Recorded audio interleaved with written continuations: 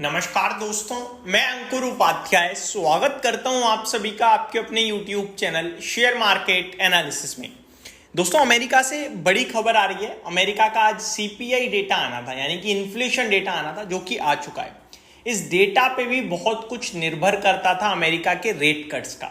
देखो, सबको पता है रेट कट होना है, लेकिन इस समय दो तरीके के लोग हो गए हैं। एक कह रहे हैं 25 बेसिस पॉइंट, एक कह रहे हैं 50 बेसिस पॉइंट। केवल यहीं तक नहीं, एक जो 50 बेसिस पॉइंट कह रहा है वो कह रहा है कि मार्केट में आर्थिक स्थिति खराब है और ज्यादा रेट कट करना पड़ेगा, इसलिए कहीं ना कहीं मार्केट स्लो डाउन का जो अनुमान लगा रहा है और बाजार टूट रहा है। दूसरी तरफ लोग कह रहे हैं कि 25 बेसिस पॉइंट होगा, ठीक है, मार्केट की इकोनॉमी ठीक है, कोई स्लो डाउन नहीं है और नॉर्मल शिफ्ट हो जाएगा रेट कट का 25-25-25 करके, और आपकी इकोनॉमी में भी ग्रोथ आ जाएगी। अब बाजार एक्चुअली चाहता क्या है? मार्केट चाहता है 25 बेसिस पॉइंट का ही रेट कट हो और फेड चेयरमैन की कमेंट्री पॉजिटिव हो, क्योंकि 50 बेसिस पॉइंट का रेट कट यानी कि आप कंट्री में तेज ग्रोथ लाना चाहते हो, यानी कि बाजार इसको उल्टी तरीके से ले रहा है कि आपकी कंट्री स्लो डाउन है, फेड गलत पड़ गया है, फेड को जून में पहला रेट कट ले लेना चाहिए था, बट वो स्थिति को सही से नहीं पढ़ पाया और सितंबर में अचानक से उसे 50 बेसिस पॉइंट का रेट कट करना पड़ा है। तो 50 बेसिस पॉइंट का रेट कट होना पॉजिटिवली नेगेटिव है।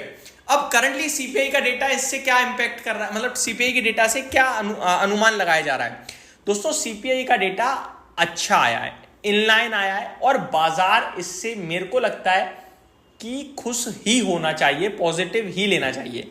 अब देखो, 6:13 का समय हो रहा है, ये वीडियो 6:30 6:40 पोस्ट हो जाएगी। अमेरिका का बाजार खुला नहीं है, लेकिन मेरा मानना यह है कि इस डेटा में आप कुछ नेगेटिव नहीं ढूंढ पाओगे, और वो इसलिए नहीं ढूंढ पाओगे, ये डेटा तब खराब होता है जब महंगाई अनुमान से ज्यादा ही कम घट जाती। शायद आपको समझ नहीं आई होगी लाइन, मैं अभी आपको समझाता हूं। अनुमान था कि आपकी जो महंगाई है वो 2.5% पे रहेगी।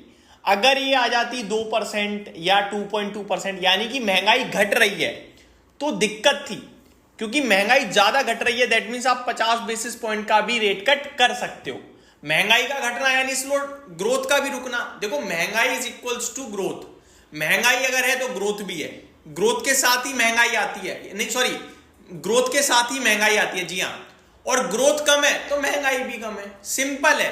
तो यहां पे अगर महंगाई कुछ ज्यादा घट जाती तो हम कहते भी यार 50 बेसिस पॉइंट रेट कट हो सकता है, बट यहां अनुमान के सामने नेट लेवल पे ठीक आई है, कोई ऐसी दिक्कत नहीं दिख रही है। इनफैक्ट कोर इन्फ्लेशन तो बढ़कर आया है, तो आपका इन्फ्लेशन अगर बढ़कर आ रहा है तो आप ज्यादा रेट कट नहीं कर सकते, अदरवाइज इन्फ्लेशन उछल जाएगा। तो 25 बेसिस पॉइंट का रेट कट अब इस डेटा के बाद मार्केट में और ज्यादा जो अनुमान है वो 25 बेसिस पॉइंट्स की तरफ शिफ्ट हो जाएगा, जो कि मार्केट के लिए पॉजिटिव है।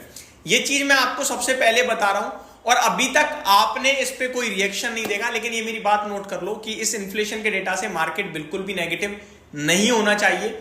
और पोजिशनल बेसिस पे अब एनालिस्ट और ज्यादा ऐसे होंगे जो कहेंगे कि 25 बेसिस पॉइंट का ही रेट कट आएगा और वो बाजार के लिए ठीक होगा। अब बढ़ते हैं आगे दोस्तों, मैं डेटा बता देता हूं, ये मैंने अपनी तरफ से एनालिसिस कर दिया आपके लिए, जो मेरे को समझ में आ रही है चीजें वो मैंने आपके साथ शेयर करी हैं। अब बढ़ते हैं आगे। यूएस का मंथ ऑन मंथ अगर अगस्त का इन्फ्लेशन देखूं मैं, 0.2% के सामने 0.2% पे ही आया है, ठीक है, कोई दिक्कत नहीं है।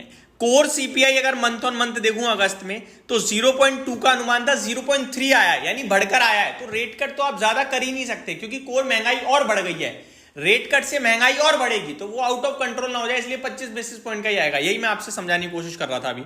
यूएस का CPI year on year basis में अगस्त मंथ का देखूं तो 2.5% का अनुमान था, 2.5% पे ही आया है, 2.9% से हालांकि घटकर आया है, तो घटा काफी हैवी है, समझ रहे हो, काफी हैवी महंगाई घटी है। ये अगर आप नेट लेवल पे देखो तो नेगेटिव हो जाएगा कि महंगाई बहुत घट गई है, आराम से रेट कट कर सकते हो आप, लेकिन अनुमान भी 2.5% का था, तो ठीक है, तो दिक्कत नहीं दिख रही है मुझे।